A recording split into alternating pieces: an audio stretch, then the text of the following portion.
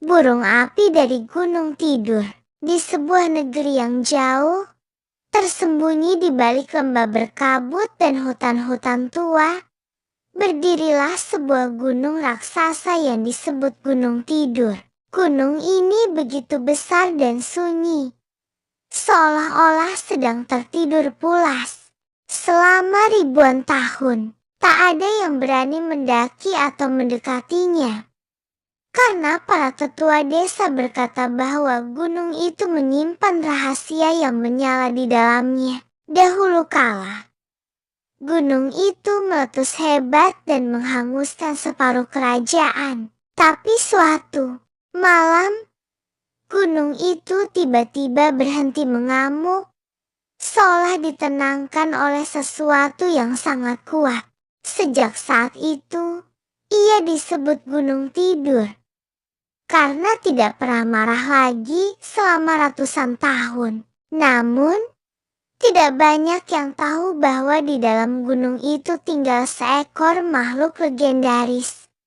Burung api. Burung api bukanlah burung biasa. Ia memiliki bulu emas yang berkilau seperti matahari, sayap selebar pelangi, dan ekor yang berkobar seperti nyala api. Tapi ia tidak membakar, justru menghangatkan dan menyembuhkan segala yang beku dan gelap. Burung ini hanya terbang keluar setiap 100 tahun. Sekali, ketika dunia berada dalam bahaya besar, pada suatu masa, langit di kerajaan menjadi gelap meski siang hari. Matahari enggan bersinar, bunga-bunga layu, dan musim semi tak kunjung datang. Hutan-hutan membisu, dan hewan-hewan sembunyi ketakutan. Penduduk desa mulai panik.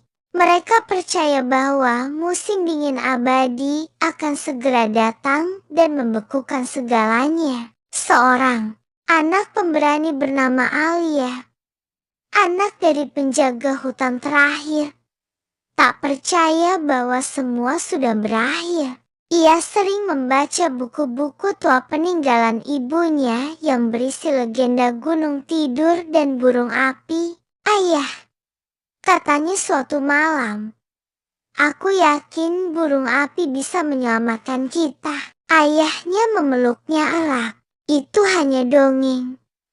Nah, tapi jika kau benar, satu-satunya jalan adalah mendaki Gunung Tidur. Dan itulah yang dilakukan Alia keesokan harinya. Alia membawa bekal, mantel tebal, dan kalung bundar milik ibunya yang katanya bisa membimbing ke cahaya. Ia melewati hutan yang dingin, sungai yang mulai membeku, dan tebing yang licin oleh es. Di setiap langkah, angin dingin mencoba memaksanya kembali. Tapi semangatnya menyala. Setelah 3 hari, ia tiba di puncak gunung dan menemukan sebuah gua besar yang memancarkan cahaya merah keemasan. Di dalamnya, tertidur di atas batu lava, sang burung api megah dan damai, bersinar seperti matahari terbit. Alia mendekat dan memanggilnya dengan suara lembut. Burung api, bangunlah. Dunia membutuhkanmu. Tak ada yang terjadi. Tapi saat air matanya jatuh ke batu, kalung ibunya mulai bersinar. Sinar itu menyelimuti burung api. Perlahan, sang burung membuka matanya. Mata berkilau api dan kasih sayang. Burung api mengepakkan sayapnya. Sekali kepak, es di sekitar mulai mencair. 2 kali kepak, angin hangat mulai bertiup. Saat ia terbang tinggi ke langit, langit berubah cerah dan matahari kembali bersinar. Salju mencair, bunga mekar, dan semua makhluk bersorak. Ia terbang, mengelilingi kerajaan, menyebarkan api kehidupan, api yang bukan membakar, menghangatkan hati dan harapan. Di langit, jejak sayapnya membentuk pelangi api yang megah. Setelah tugasnya selesai, burung api kembali ke gua dan memandang Alia dengan tatapan lembut. Ia memberi Alia sehelai bulunya. Bulu api yang bisa memanggilnya kembali jika dunia membutuhkan cahaya dan keberanian. Alia turun kembali ke desa. Ia disambut sebagai pahlawan kecil.